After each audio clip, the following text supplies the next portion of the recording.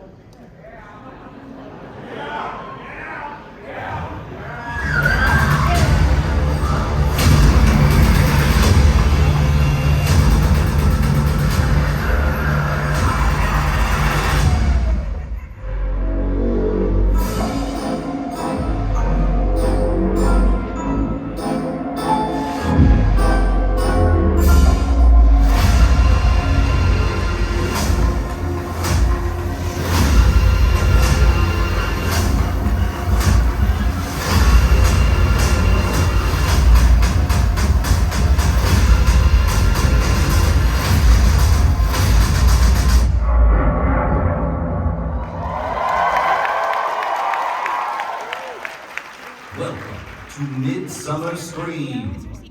As fog billows through the streets of Ghost Town, the spirits of Calico will rise once again this Halloween as fans flow through the gates to celebrate the 51st season of Knott's Scary Farm. Here to discuss how they know what terrifies you are members of the Scary Farm's Haunt team. Please welcome to the stage, Manager of Design and Park Decor, Jeff Shattuck. Area Manager of Wardrobe, Bill Meyer. Scenic Designer, Daniel Miller. Show Director for Knott's Scary Farm, Jeff Tucker. And your host for this presentation, Production Specialist for Knott's Scary Farm, Pasta Rago.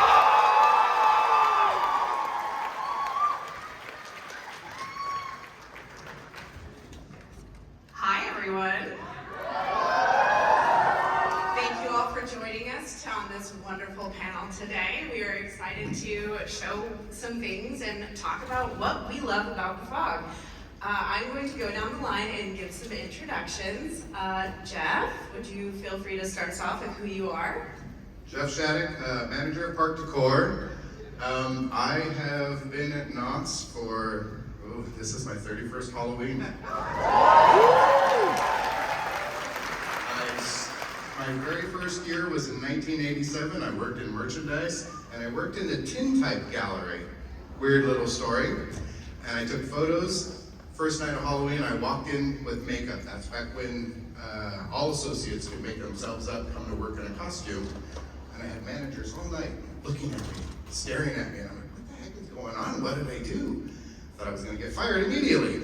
And so by the end of the night, they're like, will you come in and do this every single night of haunt and take pictures with the guests? That was my first haunt. But I got let go on the last night of haunt because I had one more late than another girl, so.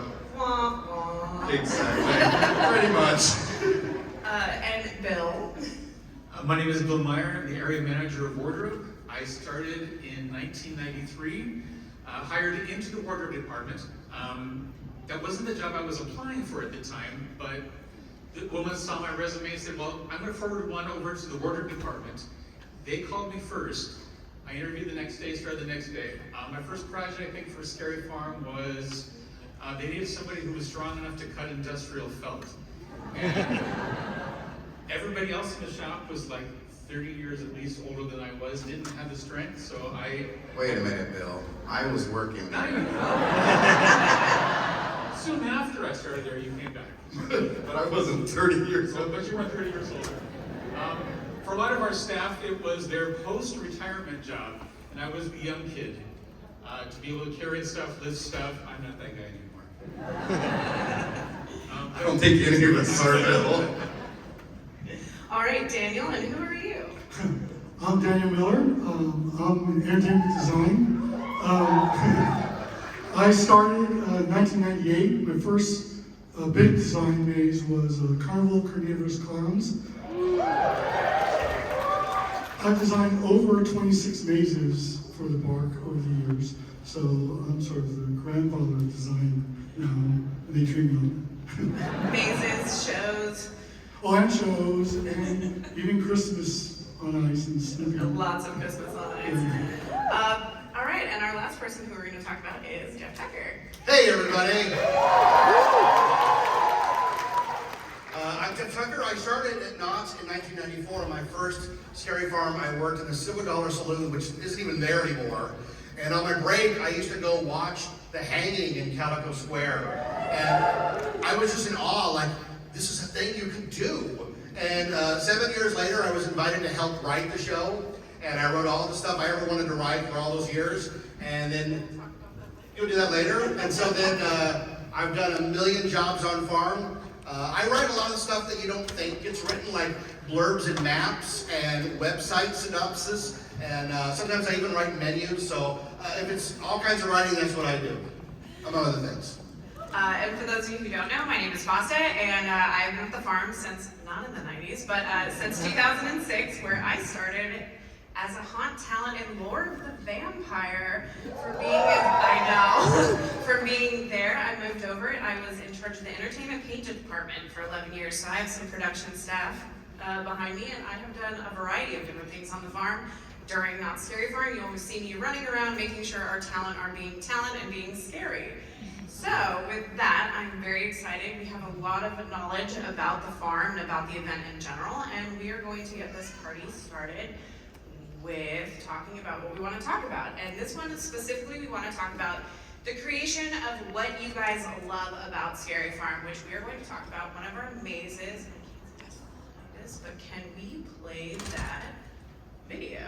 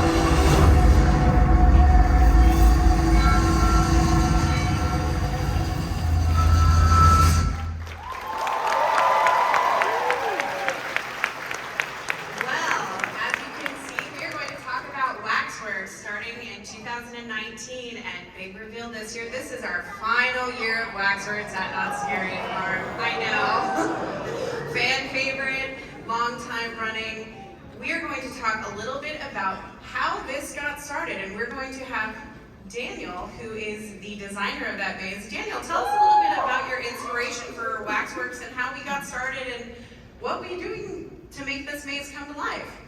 Well, I know that we all love wax museums, and we think they're very creepy mannequins, wax museums, and it was suggested to me that we should really pitch this for haunt. And even in this came out in 2018 or 19? The pitch originally that you made for was in 2016, Correct. And people don't know this, but we originally pitched it for the boardwalk area, for right where the arcade is. Because the whole concept was this was an old wax museum on a boardwalk, but we decided to, it moved twice. Once was in Wilderness Dance Hall, where we were going to make it all old Western Victorian wax museum. But then I really wanted the freedom to make it more 1960s, 1970s. And that's where it moved to its final position, which was in its, right now it's called Ghost Rider 1, right behind Ghost Rider. There's a design process that I go through, which is up on the screens right now, which is the first thing is we do is we pitch. Right around now is when we start to develop the pitches for the year next. So not for this coming month, but for the next year.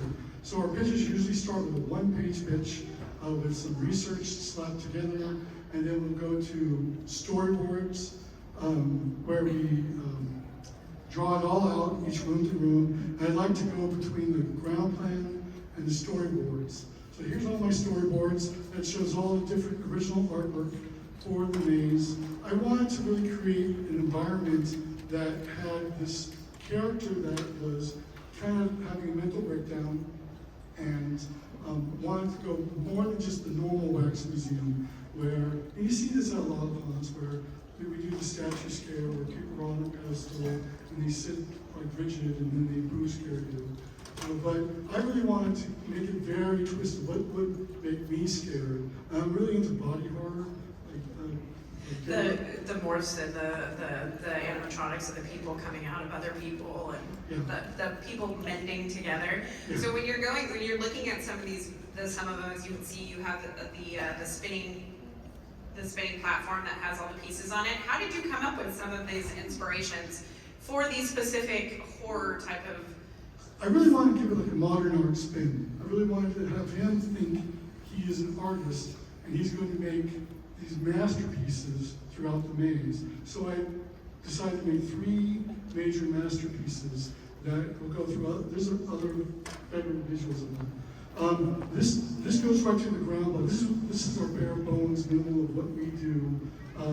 We use Vectorworks, and we draw every room from the top-down position, every scare position, every prop we put in, and we color code it, put all the walls in. Everything is based on this ground plan. And it is the crux of how we will go back and forth. The next thing we'll do is lists, where we bring in each of our departments, because it's very critical. It's definitely not just me. It's the creativity of our entire department, which is props, lighting, paint, special effects. You like paint from several years. I did. This ground plan is literally the base of Knott Scary Farm, of all of our mazes. This is how they are created and this is how they are produced. Everybody has one, whether it is the sound, audio, lighting. Anybody who has a field, this is what is going to bring your nightmares to life. Yep. So this is an example of our elevations and how detailed they get. So we put up the elevations. That's one of the masterpieces. Is a rotating stage with skin. You saw that in the video earlier. We have our big facade that's crumbling, and we definitely had the Devil's Den facade for a second there too. If you guys remember that little prank we played on you guys from Ghost Rider. So each of these mazes had to have like a code name, because the year before this, we had a couple of people kind of not breaking, but they looked at our plans for the city, and we have now changed our names. So every maze has a code name. So we're saying this is everybody's fault now? Yes, not ours. We didn't do it. But this is the paint elevation. This is the type of stuff I'll give over to the paint department with special swatches of each color. And go into more detail of each elevation and break it down wall to wall. as you can see, each maze, Daniel, you know, tell us about how you color coded it, and what is some of your, like as you can see in the top corner, there's this giant portrait that is, tell us a little bit about how you have the storyboarding, and what was your feel of your ideas through the maze when you're trying to go through, what are you trying to get the guests to get? Well, the first part of the maze is definitely a replication of a waxworks that's been on fire and is burning down. We wanted to create different rooms that are iconic. We used to have up the road from Knott Scary Farm, Moving on Wax Museum, and it sort of served as an inspiration for us. And we put in a Patriots room. That's the background of George Washington crossing the Delaware. Is that background? We have melted wax figures posed in there. So each of the 3 or 4 rooms, the first 3 or 4 rooms, are based off of a classic wax museum. The rest of it is like the backstage where it gets very disturbing and dark, where we go through a smelting room, we go through a sculpting room, and you get to see his wax or his masterpieces on full display. So there's kind of 2 sides when you're looking at this maze and the maze design. You have the display pieces or the exhibits, and then you have the backstage where the real horror happens. Is that correct? Correct.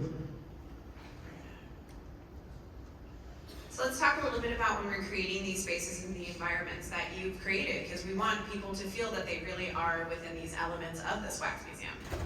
So this is an example of what a lot of what our props team does. They mostly handle all of the sculpture. So this middle one is really disturbing. It's our 3rd masterpiece, and it's just, I make a maquette for it, which is like a small clay sculpture in scale, and give it over to our sculptors. Our sculptor actually went above and beyond. He created this incredible moving masterpiece in itself. We came up with the idea pretty late in the process. We were almost into like Bees. Yeah, for bees, like where does the wax come from? So we said, and what are people really freaked out by? Bees. So we said, hey, this video mapping was kind of new at the time. It was like, let's video map all these bees on this incredible sculpture that is kind of melted into this, all these bees galleries. This is an example of how research can go right into the actual work. This was my drawing for the candelabra character, which is the 2nd masterpiece. I got inspired by this pretty closely to this one great artist over here. And I transferred it all to her being a candelabra. We also added an effect for the mouth to move up and down, so it always indicates that she's still living. Like everything is living in this wax museum. This is what I talked about earlier. Which The is maquette. So this is the original maquette and the original drawing, which shows basically overall size. But I do trust our prop department to actually go above and beyond, and they do an incredible job of actually making the true horror of this. So as you know that you saw a little bit about the mazes and how it is done. Daniel, let's talk about when you're creating the characters that go into these mazes. As you can see that you have your character sketches here and the character sheets. Tell us a little bit about, and Bill, if you would mind to touch in, is how do you create these spaces, them to fit within the environment? We talked about the maquettes, we talked about how people are always, the animatronics are always technically living, we talked about the bees, but let's talk about when we put the actors into the environment. What was some of your inspiration and how did they come to life? So, what I learned when I did, I thought this was Asylum, was I gave everyone a backstory.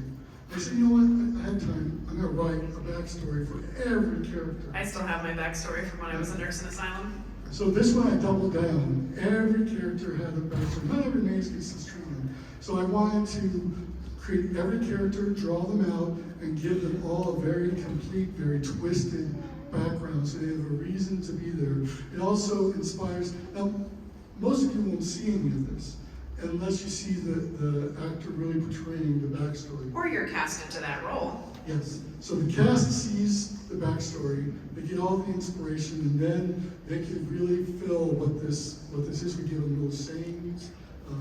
Basta's the one who directs many of them.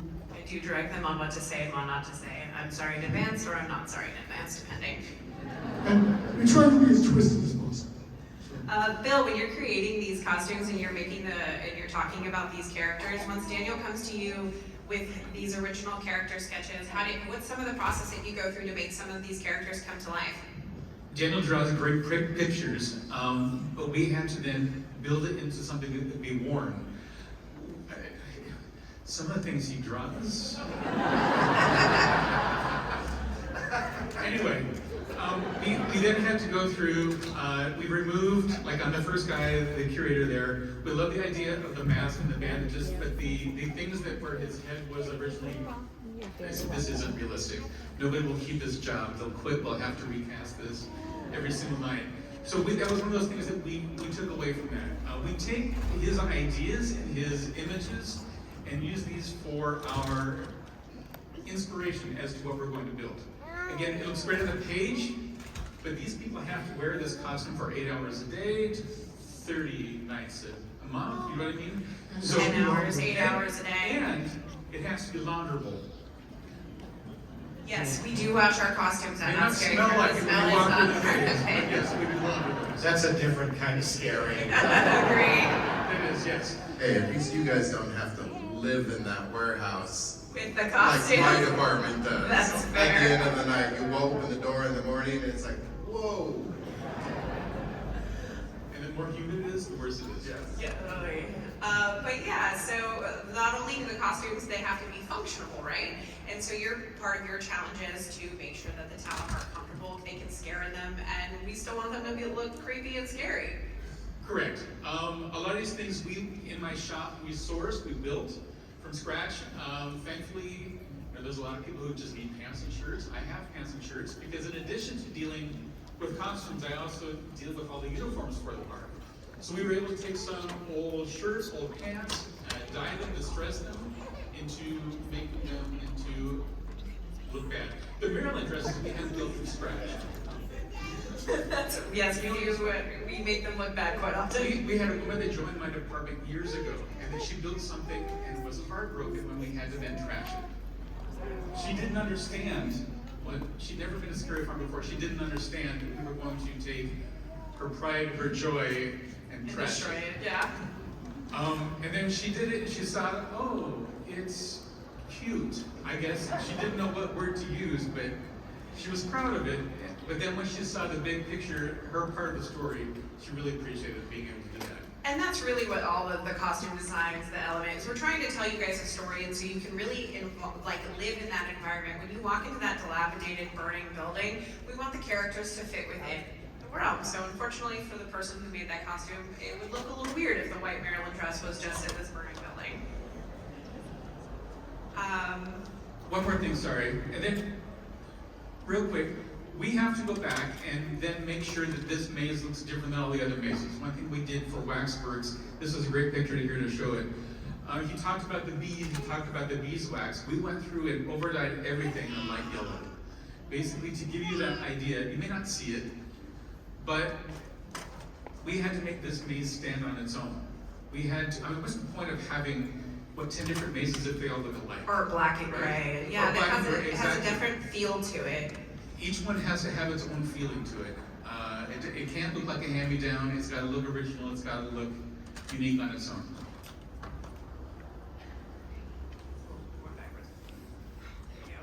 Daniel, with the final year of Waxworks, can you tell us a little bit, as you all know, in video games, we're all video game people, or hopefully are comic book, we love a good Easter egg here. We hide Easter eggs throughout the park, throughout all of our venues.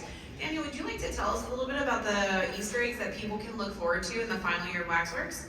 Sure, most of our Easter eggs revolve around them linking to either other mazes or, so this first one is the woman dipped in wax. She came straight from one of my favorite mazes, Doll Factory.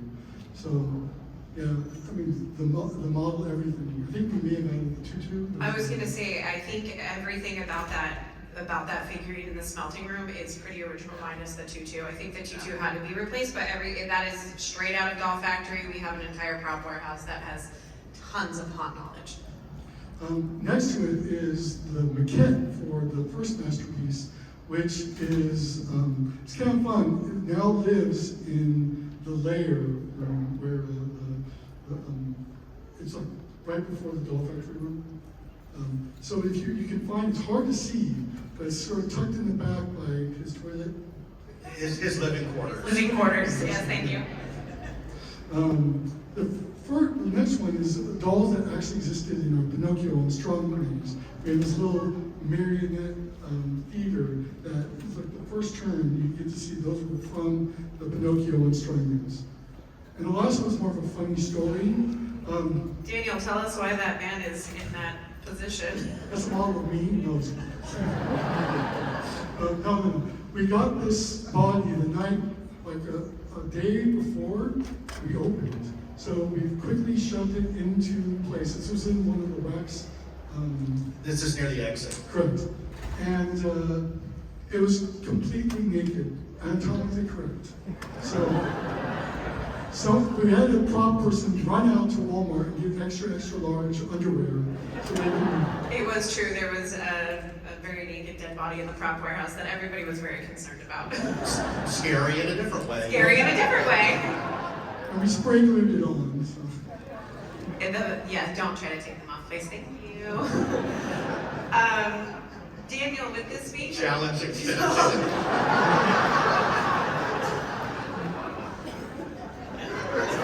Don't do it, please. Weird. It's going to be one of those new things. It's like, some people try to steal the apple from Disney. It's going to be trying to get the underwear off the guy in Waxworks. Security's going to love me for this. Anyways, with the final year of Waxworks, do you have any final thoughts about the venue, Daniel, and things that you would like to say to the group about seeing it for the last year of the Fog? Well, just go enjoy it for one last time. I mean, I think I've been really creeped out by it. It has a great atmosphere. This was sorry, I mean, this is. They asked about how do we update things. This actually was updated last year. And we had a character by the name of the Collector who gouges out eyeballs and hangs them up. So we modified our Chamber of Horrors to include this character. Yeah, this used to be just you walked by and saw monsters. It was the inside. Invisible Man and the Wolf Man.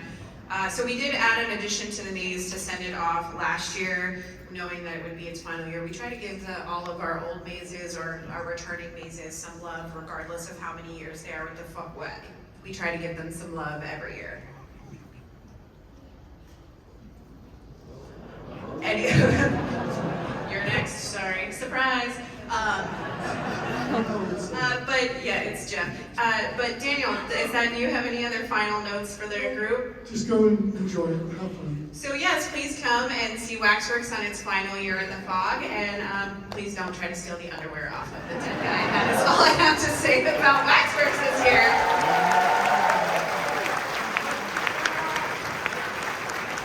You just created a TikTok challenge. I'm so sorry, marketing in advance. I see a Busted blackout out cat. standing by that character this year. Right. That's going to be a new blackout position. We'll be casting that if you So now that you learned a little bit specifically about one of our things that make Knott's Scary Farm special, our mazes, we're going to kind of go into an overall about the park, because not only do we have mazes, we have street zones, but our park is very much part of our history here at Scary Farm. And we're going to talk a little bit about some of the things we do at the park, and that will lead me into Jeff Tucker in the history of entertainment. Hello. So Jeff, you've been with the farm for, as we know, a long time. How many shows do you think you've written for Scary Farm alone? At least 50. At least? At least 50, yeah. Because there's always something to write, all these different tiny shows that we've done. I even wrote a show that never performed, which I thought was great. We did a show in 2012 called Mephisto's Mechanical Mayhem, where the whole gag was the performer dies. he dies right before the show starts, and people would just get mad that they waited for a show that Oh, never I'll never happened. forget that. Yeah, people would wait for, it was on the map and everything, people would wait for a show that the performer died That in. was very funny. Thank you. So yeah, I've written a bunch of shows. I started working on The Hanging in 2001 as a writer who just added stuff. There was already a good team in place, but I just added my 2 cents, and I did that for 10 years.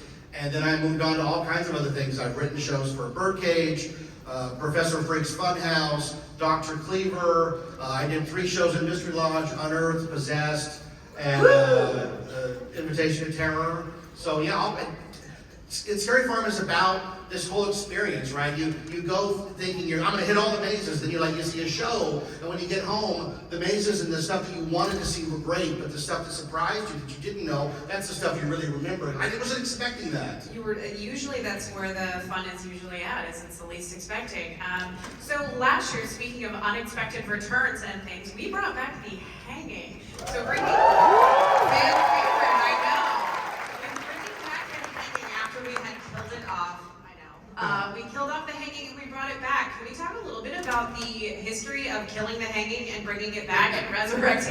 Dragon Camp?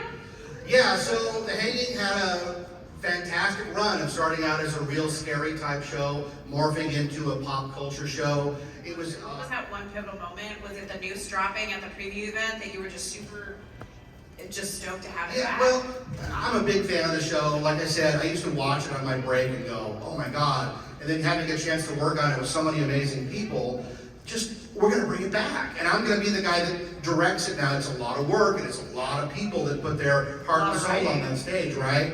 And the idea that when that news came down, like, writing the script is tough because it's a pop culture show, and pop culture used to last a long time. Something that happened in March, you could talk about in September, and people would go, I remember that. Now you talk about something in August, and they go, no idea.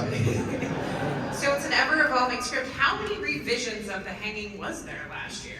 Last year there was about 40 different scripts, with and each one of those had a different plot, a different idea how to bring the hangman and the lawman back. There were all these different ways we were going to do it. We were going to have the Doctor Strange circle open up and they jumped out. And finally we decided they were just in storage, and they came out of storage, and that was like the magic moment of like, this is going to be really great. We do put a lot of things in storage, so I guess it would kind of fit sense that we would put The Hanging in storage too. In storage. And the best part, if you remember last year, we didn't even use a noose. There was not a noose ever on the gallows. Instead, they used the no boo necklace. We can make fun of ourselves too. One thing that I thought was very admirable about The Hanging last year was all of the amount of the set of The Hanging from last year for the 50th. Some of those were the real maze signs from the old venue. So we definitely pulled it out of storage. So I guess it would be fitting that the Hangman did come out of storage. Yeah, it was great. Speaking of shows and things like that, we also have to do things about costumes. So Bill, not only are you in charge of costuming our talent at Knott Scary Farm, give us a little bit of what you do for not only for the shows, how they have developed over the years. Because you not only did the original hanging costuming, you had to do the hanging this year on top of all of our 10 bases, on top of our 5 scare zones. And Okay, all when of she our says shows. me, she's talking about my staff. She's not talking about me. No, not him, his team. My team, there we go.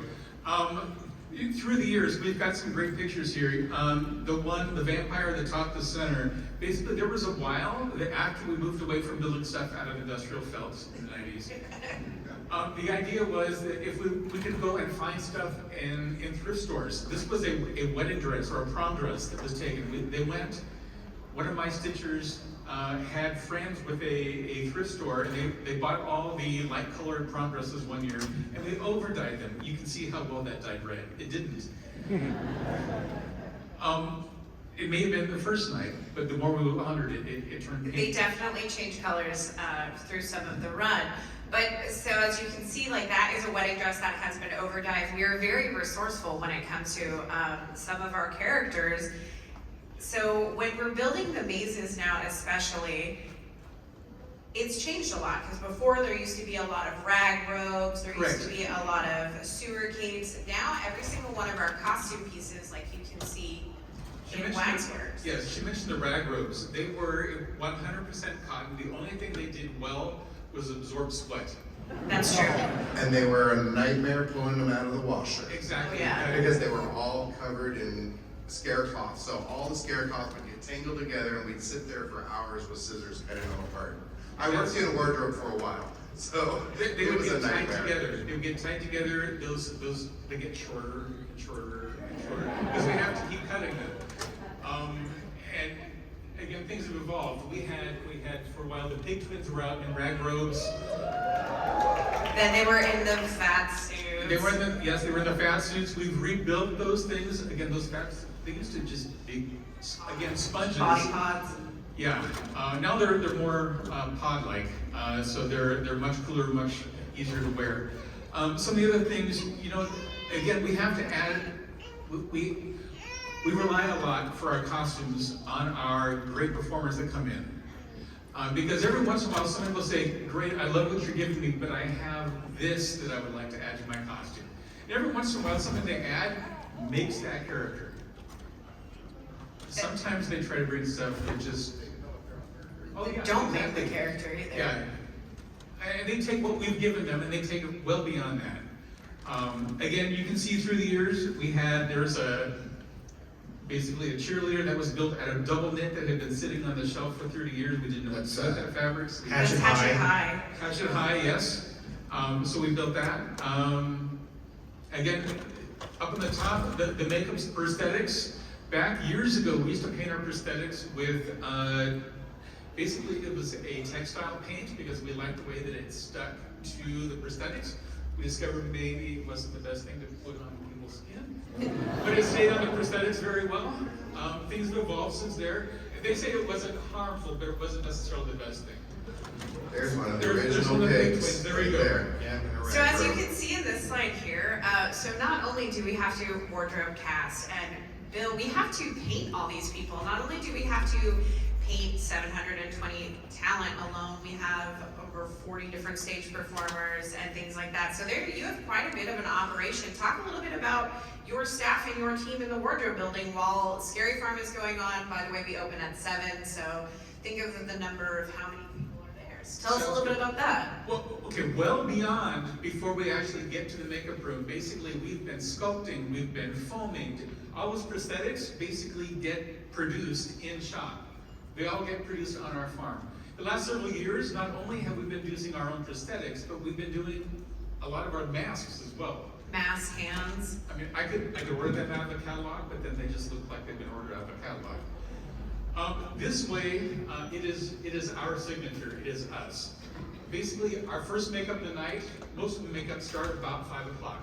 About 8:30, everybody who's in makeup has already been through my department. We're already done. That's about, this year, with the added people, we're looking at about 400 people in makeup every single night if they show up. There's that too.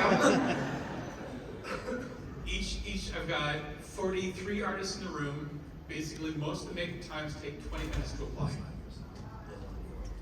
I just want to point out, It's like clockwork. the trio in the top, the guy in the fedora, that's me. Is it really? Yeah, that's me. That was Ed Alonso photo shoot from 2001. Wow.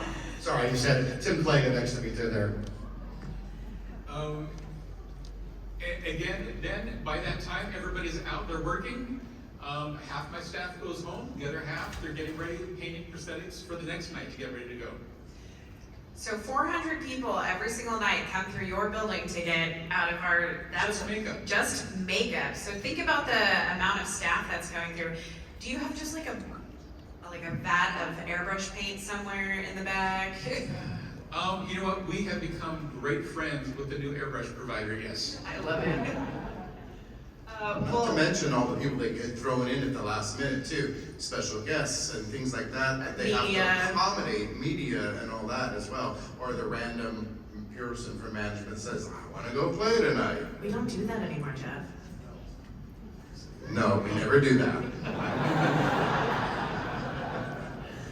So Bill, your department is very extensive, and not only do you have to do makeup, you guys also do wigs. We do wigs. Actually, when I say we, I'm going to say she. I've got Connie on staff, basically, who does, I'm going to say, well, the very few wigs that she doesn't do, she has trained somebody to do with her and for her. Does that make sense? Again, she started with us as an usher, moved over to our department as a stitcher, costume builder now, and is doing wigs for us. For Scary Farm overall, how many, like when we're talking about the makeup and wigs, how many costume pieces, and not only that, we have props and accessories when it comes to that, how many pieces overall do you think you have created for just Scary Farm alone? Let's just say for the 50th. Big math, sorry. Carry the one. Carry the one. Okay, so here's the thing. Basically, when Daniel writes the maze, and it says there are 4 people, I have to be able to provide costumes for anybody walking through that door. Anybody. Doesn't matter shape, size, height, doesn't matter. I have to be prepared. So when we only, in his mind, we only have to build 4 costumes. Reality, usually it's like 8 costumes we have to build in a range of sizes. Correct. That's awesome. So what would you say about, let's say like 3,000 costume pieces? Yeah. Easy. Easy. Easy. We've got costume pieces that we have built when we built that maze. Again, that maze you may only see 20 people in that maze. There are 40 people working in that maze, but we've probably built 80, 85, 90, maybe 100 costume pieces. And then not only when you guys are building it, sometimes you have to make additional backup costumes For the props. Yeah. and also make additional backups because you're designing the maze 1 year. That same fabric might not be available in 2 years. Correct. If the maze is around that long, so they're making extras, and not to mention all the backstop of fabric. you We have for the basically, maze. when we're building these costumes, we make sure that we've got enough supplies on hand to be able to replace this for the next 5 years at least. We're choosing fabrics, we're choosing stuff that is not like that prom dress that was just overdyed. We would never do that now because it would never last. Again, we have probably many fewer nights at that point. That's not how we play the game now. And we used to have to dry clean things, yes. Yeah, we don't dry clean. We do all of our own bordering and laundering at Knott Scary Farm. So very exciting news for you guys if you didn't know that. But Bill, thank you so much for your time and to tell us a little bit more about bringing the life to the park and the event. The next person we are going to talk about is the person who creates some of these iconic images and photo ops that you see throughout the park, Jeff Shattuck. As you can tell, I've held a lot of positions. I've worked on the hanging, I've worked on the shows, I've worked in wardrobe, so I know a little bit about all of these areas, believe it or not. So for being the old man in the group, Yeah, thanks. tell us a little bit about how you, for the 50th, you really overdid it. You had a lot of different things. You overdid the park. Tell us a little bit about the history of the main gate. We really saw a change into bringing back the chandeliers and stuff. Tell us a little bit about your vision and how you ended up coming with this concept. So, when I first took over park decor 28 years ago, there was one area of the park that was actually decorated, and that was Ghost Town. That was it. I mean, it was Scarecloth and a few skeletons, and that was it. Scary Farm hadn't really been pushed out to the extent that it is now. So, as we were coming along, I'm like, okay, how do I tell a story in the park decor? So my thought was, Scary Farm is the death of the park, and it's a giant funeral, and everything is coming to life. It's a dead man's party. It's a dead man's party. So that's why the main gate is all draped in funeral bunting, and then last year they threw a little extra money my way, so I had to really go all out, and we created the main gate last year, celebrating 50 years of history through advertising art, celebrating the first year, and then every 5th year. I told my boss, hey, I want to take all the chandeliers down at the main gate, and he's like, why? Because I got to get maintenance involved and a lot of things involved in that, and rewiring. I said, I want to hang 15 skull chandeliers, and he's like, really? I'm like, yes, really, that's what I want to do. And he's like, all right, so here we go, 15 chandeliers being swapped out every year now. I mean, you definitely, oops. Yeah, Sorry, oops. not sorry. Sorry, not sorry. So But it was the 50th, you really went all out. As you said before it used to just really be Ghost Town and the Yes. main gate. This year, it's definitely now the entire park, wherever you look, has some sort of visual that you can see, whether it is an activation or whether it is something on the lines. Last year we saw a really big uptick in Carnival and the redoing of the boardwalk. We gave some love to the clowns. Tell us a little bit about what your inspiration was for the boardwalk last year. so normally, entertainment will design a lot of things for different areas. They come up with the scare zones, and I will usually do some decor to match.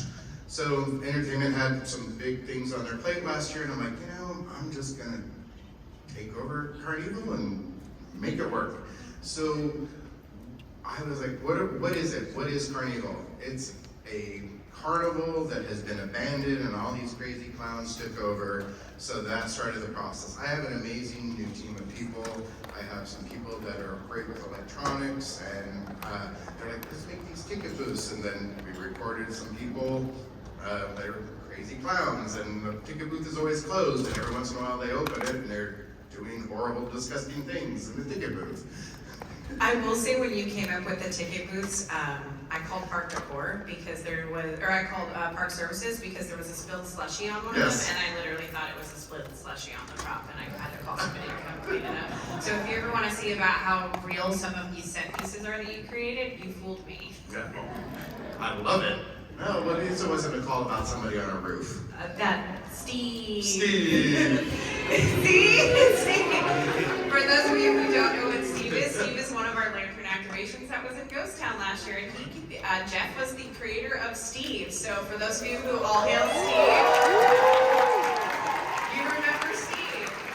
Funny story about Steve. Pasta texts me, I don't know, it must have been 11 o'clock. She's like, I just got a phone call from someone and they said, since when do we allow talent on the roof of Chow House? I think I didn't stop laughing for 20 minutes at home. I was laughing so hard. True story, that did happen. I got a radio call that said, why is there a talent on the Chow House? And if you've ever seen one of our talent running around in Ghost Town who has the angel wings, the angel of death talent, she was not on the Chow House roof. That is Steve. I'm sorry to disappoint you, she did not actually end up on the roof. Every time I see that person, I bring it up. No, we don't allow talent on Chow House. We still won't allow talent on Chow House. Yeah. So, process of developing everything for Carnival. So the top right photo is 1950s chalk art clowns that your grandmother maybe had hanging on her wall. That was the inspiration for the direction that all of these pieces came from. Now granted, these are large fiberglass pieces that I was having made. This process started in January the year before, because all these pieces were made overseas for us and then brought over on container ships. So everything you see, so that photo underneath the inspiration photo, that was the sculpt that I was approving. And we went through a large process, and then they send me drawings and things like that. And then you can see the final paint as it came. There was one step in between where I had always said, I need to have them cracked and broken and look like they've been sitting there for 50 years abandoned. And they painted them. And so sometimes when you're working overseas, there's communication difficulties. And they didn't have any cracks. And I was like, no, they gotta look cracked.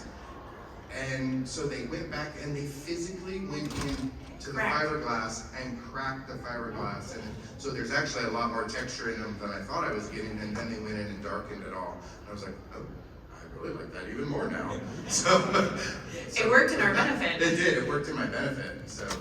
Destroying things with purpose. With purpose, absolutely. Hey, real quick, Jeff, the best part about that is the idea that the guy's like bringing his kid. Well, that was just to show the scale, right? I know. In case there's any kids here, here's how big it is. Yeah. I love that. Grab the kid by the neck. Or it could be me. I could be me and somebody I work with. You and the conductor. Right by my office, these were all lined up. And every night I had to walk past them, completely quiet, and I just was freaking out.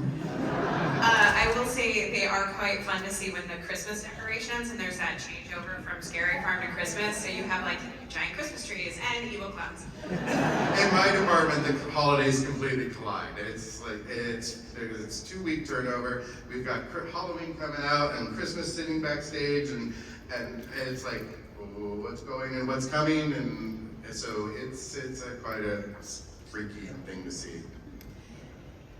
So not only last year did you went above and beyond with Carnival. We had a new land open up last year with Fiesta. Tell us a little bit about your inspiration. I mean, that before it was under construction for so long, we had a party there, and now we have a different theme over there. Tell us a little bit about what you did for your installation in Fiesta last year. So we wanted to build it up, make it a little more. We weren't sure if we were going to have a true scare zone there or not last year, so they were relying on me because we are actively trying to make the entire park Scary Farm.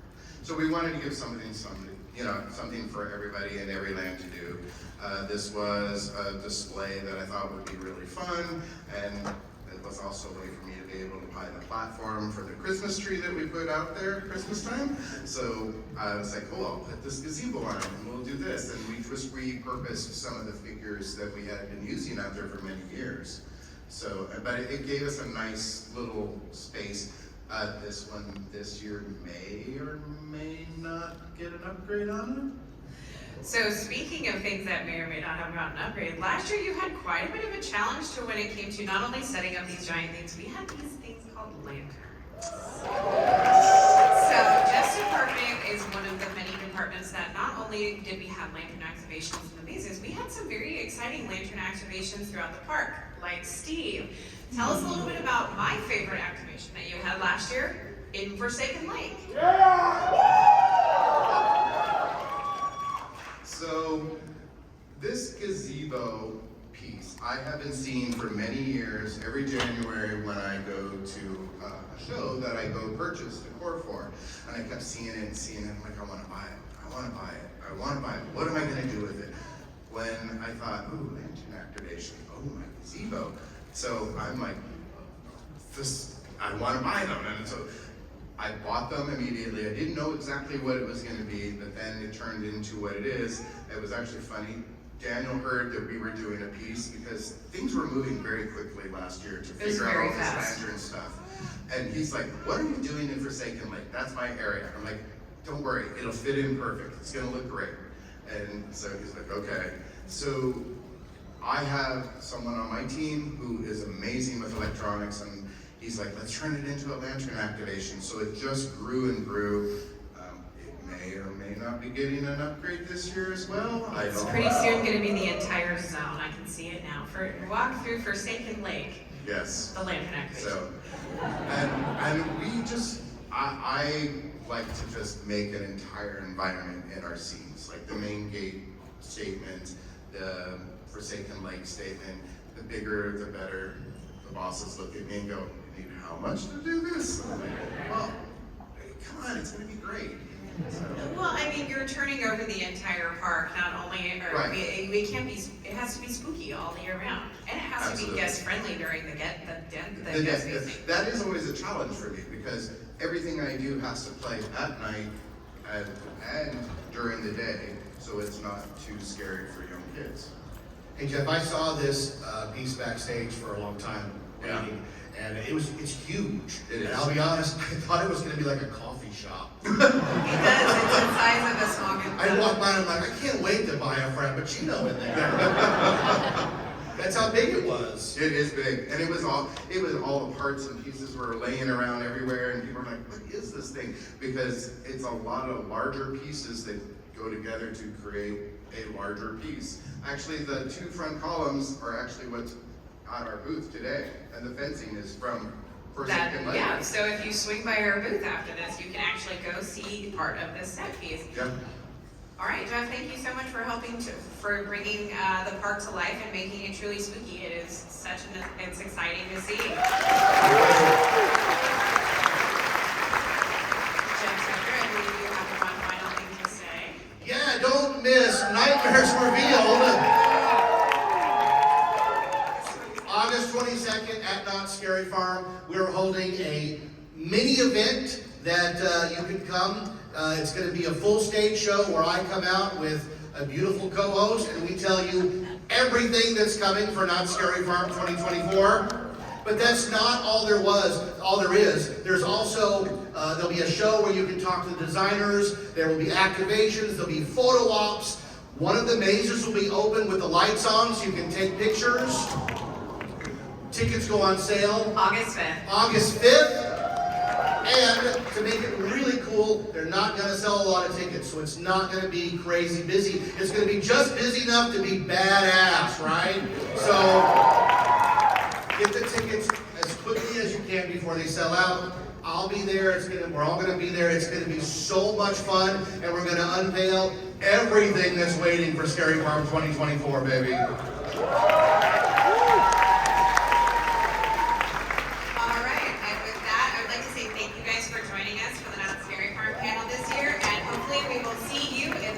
That's right. Pasta, everybody. Nice